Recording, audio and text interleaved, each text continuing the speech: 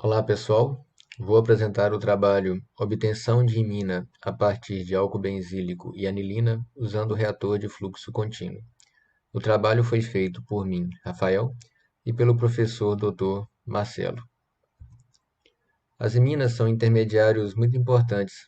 Elas são utilizadas na produção de químicos finos e também de fármacos. Recentemente, novos métodos foram relatados para a produção de imina. O mais promissor, aparentemente, é o acoplamento oxidativo de álcoois e aminas, uma vez que os álcoois são baratos e prontamente disponíveis para uso.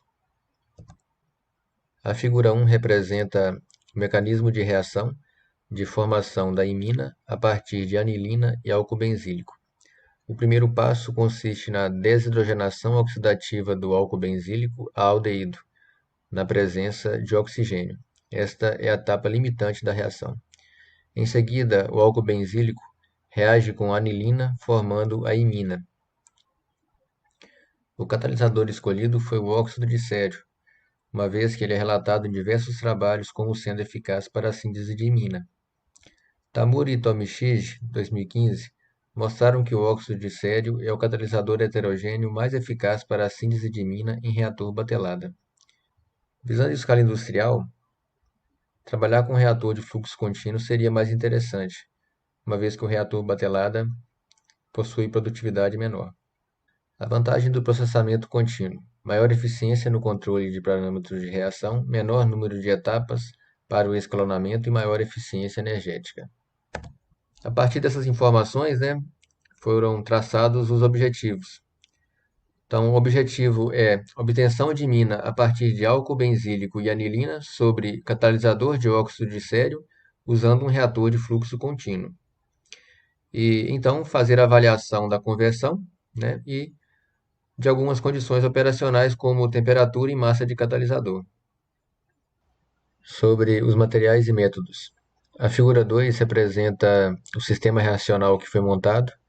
A parte central está representado o reator, que basicamente é um tubo de aço inox de 35 centímetros de comprimento, onde é colocado uma cama de lã de quartzo, que vai suportar o catalisador, o óxido de sério, para que ele não caia pelo tubo. Esse reator é colocado dentro de um forno com controlador PID de temperatura. O reator é alimentado por uma mini bomba de baixa vazão a 1,5 ml por hora, de uma mistura reacional de álcool benzílico e anilina equimolar. O reator também é alimentado por uma vazão de ar atmosférico a uma vazão de 40 ml por minuto. A vazão é controlada por um controlador de fluxo. Na saída do reator, o efluente é coletado e analisado. Primeiramente, foram realizados testes, mantendo a massa de catalisador constante e variou-se a temperatura. Em um segundo momento, a temperatura foi mantida constante em 220 graus Celsius e a massa de catalisador foi variada. As amostras foram coletadas de 30 em 30 minutos até 240 minutos e o efluente foi analisado por cromatografia gasosa com detector FID. Tolueno foi utilizado como padrão interno para reduzir os erros. O cálculo de conversão foi feito com base nessa fórmula, onde X é a conversão, R que entra é a concentração de reagente na entrada do reator e R que sai é a concentração de reagente na saída do reator. Agora entramos em resultados e discussão. Com base nas conversões calculadas, foi possível plotar este gráfico de conversão em função do tempo para diferentes temperaturas, 220, 200 e 180 graus Celsius. Fica claro neste gráfico que a conversão ela aumentou com o aumento de temperatura. Esse comportamento é típico de reações endotérmicas, do ponto de vista termodinâmico. Já do ponto de vista cinético, maiores temperaturas afetam a constante de velocidade de reação, que por consequência podem aumentar a conversão. Também existe um outro fator que pode estar relacionado com esse fenômeno observado, que está relacionado com a figura 4, que é um mecanismo proposto por Tamura e Tomichig para a reação com óxido de sésio. A primeira etapa da reação, que é a etapa limitante, é a desidrogenação oxidativa do álcool benzílico ao aldeído. Segundo este mecanismo, essa oxidação do álcool benzílico ao aldeído é promovida pela redução do óxido de sésio, que posteriormente é regenerado pela oxidação com oxigênio. Para isto acontecer, o oxigênio deve ter certa mobilidade dentro da estrutura do sério. O oxigênio que faz parte da estrutura do sério deve ter mobilidade. E essa mobilidade está relacionada com a temperatura. Quanto maior a temperatura, maior a mobilidade. Isso faz com que o óxido de sésio se torne mais ativo. Isso pode explicar também este fenômeno observado na figura 4. Então, nós observamos aqui que maiores temperaturas estão relacionadas com melhores conversões, mas existe um limite para este aumento de temperatura.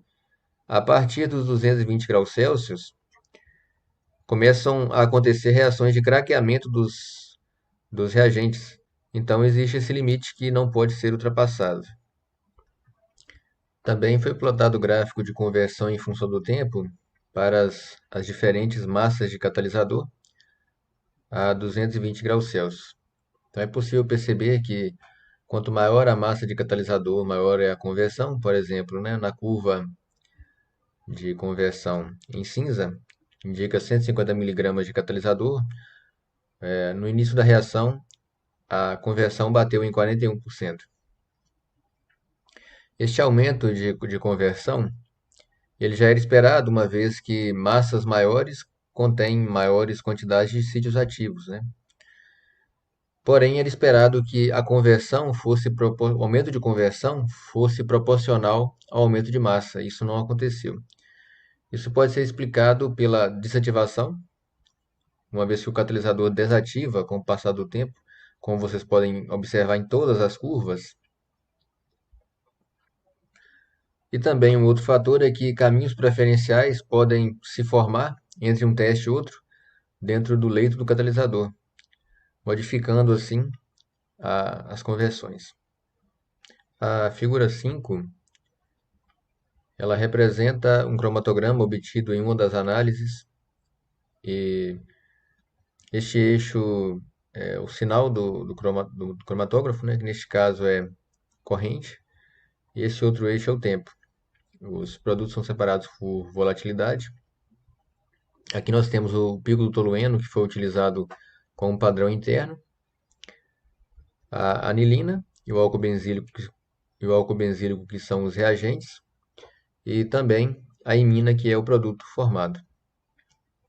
A gente observa que nenhum outro pico foi observado, o que indica que nenhum outro hidrocarboneto foi formado durante a reação. A imina foi o único produto identificado. Então, chegamos na conclusão. Podemos concluir que os objetivos foram alcançados durante os trabalhos. Foi possível obter a imina com um reator de fluxo contínuo.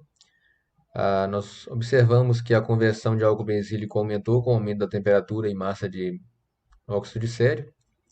Na temperatura de 220 graus, com 150 miligramas de óxido de sésio, a conversão atingiu 41% e a imina foi o único produto observado. Então, este trabalho mostra, né, que o reator com alimentação contínua de reagentes pode ser interessante, né, devido ao menor tempo de processamento, podendo levar a maior produtividade. É isso, espero que tenham gostado do trabalho. Essas são as referências bibliográficas. Muito obrigado.